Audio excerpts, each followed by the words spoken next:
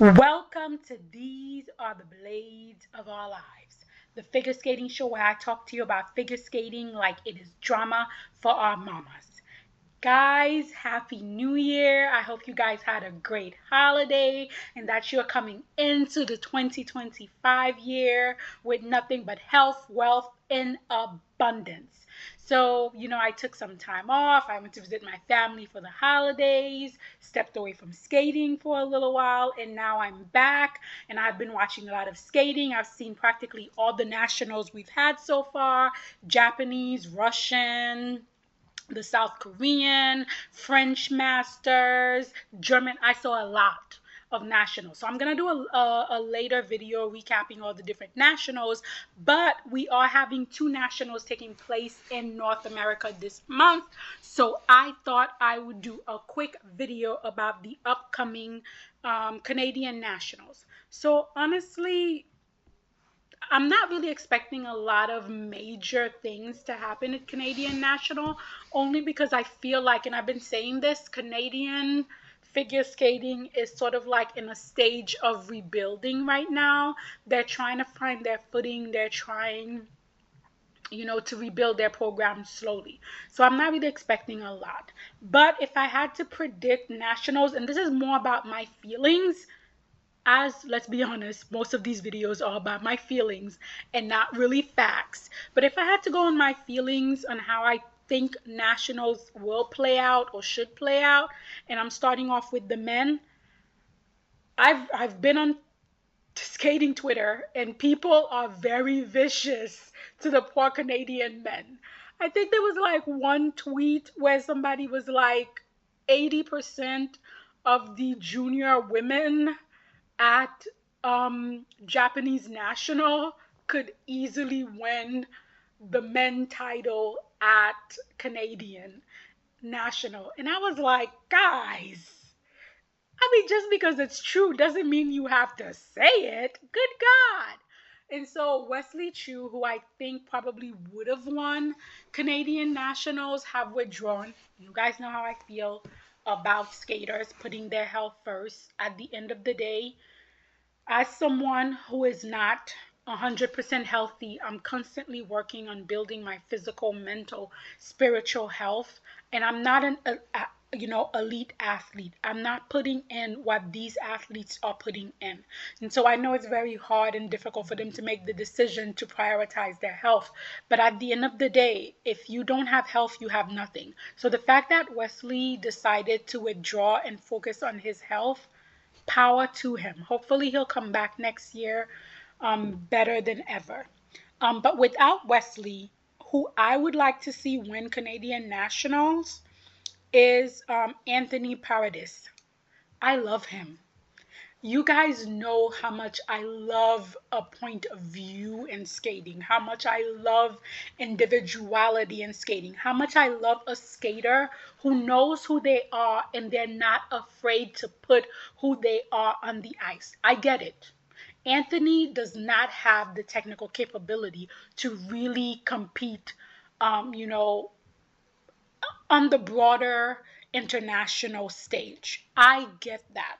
I don't even think he has a triple axel. I think he's doing a double axel. And he's got a couple of triple triples. But what Anthony has that no one else has is this uniqueness to his movement. He has these quirky, interesting moves that he does on the ice, and he does them 100%. He is fully committed to the art form that he is trying to portray. And if we're going to have Canadian nationals and we cannot have the technical, then give me the artistic. So for me, this might not actually happen, but I'm putting Anthony in first place. In second place, I'm going to put Aleska Rocky, only because he has the technical capabilities. If he lands his jumps cleanly, he probably could win. But even with a few mistakes, I still could see him on the podium simply because the other competitors are just not that strong. In third place, I'm going to put Roman Sadovsky, only because I know Roman is coming back from injury himself. I don't know how healed he is, and I don't know what we could expect for him. But given the field that he's competing against, I could see Roman doing enough to end up on the podium. My dark horse would have to be Grayson Long. He's had a decent, decent season internationally so far, and I feel like if he could carry that over, he might be able to do something at nationals. Now, from the men, we're going to go on to pairs. And I feel like pairs is already more or less pre-predicted unless complete and utter disaster struck. If it's only minor mistakes here and there, then pairs at Canadian National should be pretty standard. In first place, of course, is going to be Diana Stellato Dudek and Maxime Deschamps. Come on. It's not even a question. It's not even a competition. Also, they've been out because Max has been sick. So I really want to know, like, how much time did they get to train? Where are they in their training? How much have the programs grown? I personally really like both of their programs this season. I feel like every season, Diana and Max give us something new. I love their short program, and I really like the whole water vibe they have in their free program. And I want to see how much growth they've made in the program since they've been off. But this should be an easy win for them. In second place should definitely be Leah Pereira and Trent Machard, unless it's a complete disaster happen. I don't hate either of their programs. I don't love either of their programs. They're perfectly, really nice, serviceable pair. And if they could go clean here, easy silver for them. In third place, I'm going to put Kellyanne Lauren and Lucas Itier, another pair. I don't love their skating. I don't hate their skating. Again, if they could go clean, they could get their elements done, they could easily win third place here.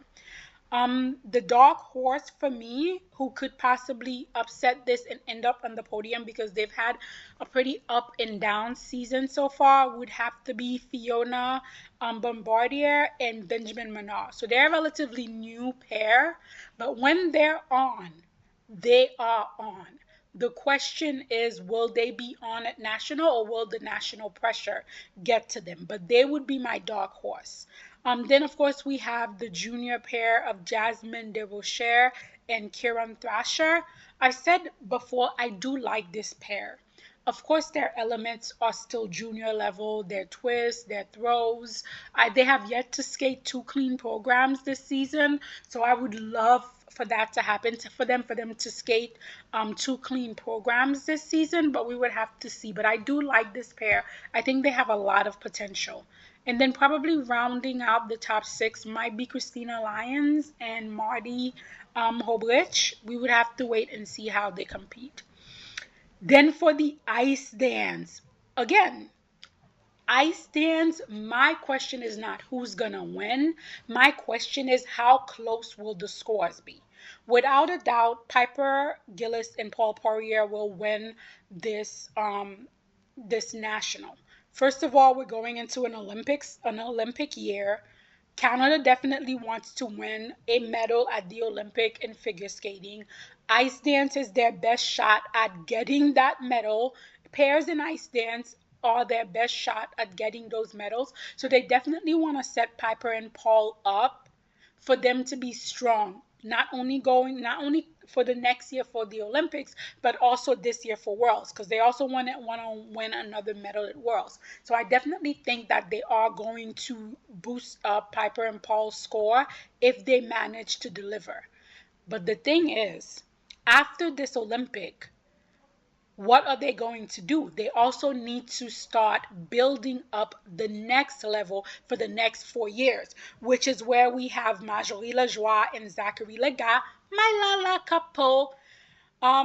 I feel like they're going to make their scores really close to Piper and Paul, again, to build them up so that they could be in that top 4, top 6 at Worlds, and also to build them up so they can have a really good finish at the Olympic, but then to make them a contender for a medal, maybe even gold for the next Olympic cycle.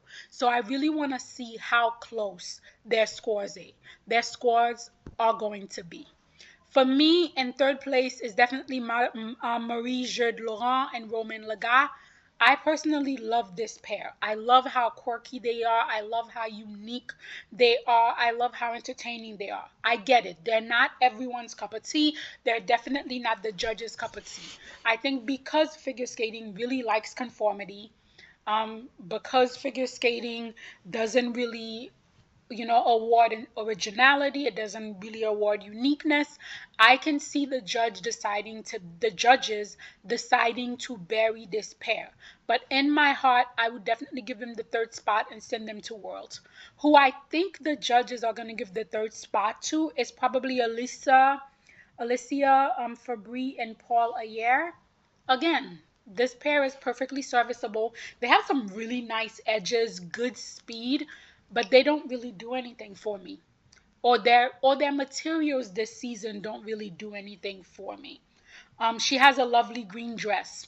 And I feel like that's probably the best that I could say about this pair. Again, just like Marie, Jeux and Laurent are not everyone's cup of tea, I would say Alicia and Paul are not really my cup of tea. But I could definitely see the judges giving them that third place spot, and I could see Skate Canada sending them to Worlds. And then we get to the Canadian women. I think Canadian women is probably going to be whoever stays on their feet the most is going to be the winner. If I had to guess, I'm going to go with Catherine Medlin Spencer. I saw her, I forgot the name of the competition that I saw her at, and she has really good, solid jump technique. She's got good musicality. She's got good presentation. Everything is just good. If the pressure does not get to her and she performs to the best of her ability, I could see her winning this competition. I'm going to put Madeline Ski Zas in second place. See guys, I've been working on her name, Skizas, so hard. I'm gonna put her in second place. The reason why I'm putting Maddie in second place is because of the inconsistency. She could have a banging short program and a not so great long, or a not so great short, and then fight back in the long, and I don't know if that's gonna be enough point to get her the gold medal. Or she could have two really good competition. The inconsistency makes it really hard for me to give her the gold medal, so I'm going to put her in the silver medal. The rest of the skaters I have are relatively skaters that are not really well known, but they have been performing really well this season. In third place, and my third place is between two skaters. It's either going to be Megan Woodley or it's going to be Amy Xiao Meng Yang.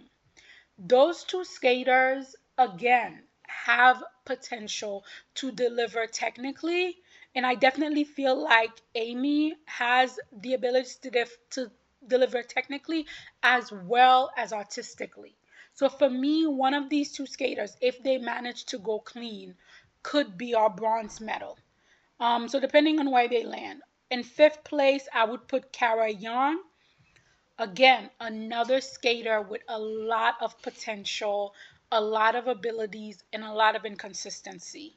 Um, I would put Kaya Rutter maybe in sixth place, only because all her jumps are cheated. And so it would depend on what kind of tech caller they get. If they get a really strict tech caller, then not so great for her. If they get a generous tech caller, she may be higher. But for now, based on the under rotations of her jumps, I'll put her in sixth place.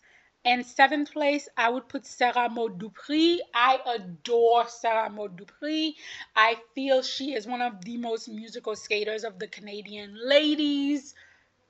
Technically speaking, her jumps are cheated, and she technically never delivers her full jump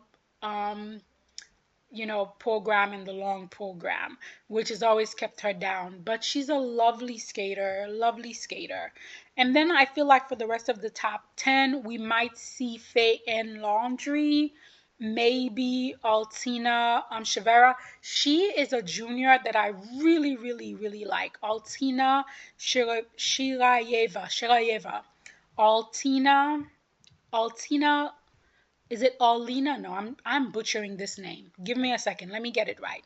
Alina Shirayeva. Yes, Alina Shirayeva. She is a lovely young skater with so much potential. Um, I'm really invested in this skater, and I want to see how she does in nationals under the national pressure to see where I think she's going. And then also we can get Henie.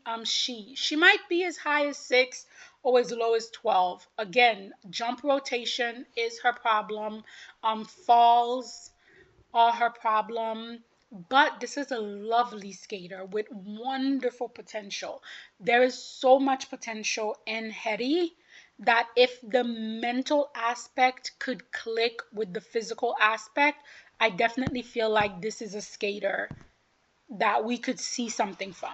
So this is just a quick prediction for what I think might happen at Canadian Nationals. But you guys let me know in the comment, how do you think Canadian Nationals will play out? Also let me know, how is your 2025 going? Is it fabulous? Have you already given up on your New Year's resolution? Let me know in the comments.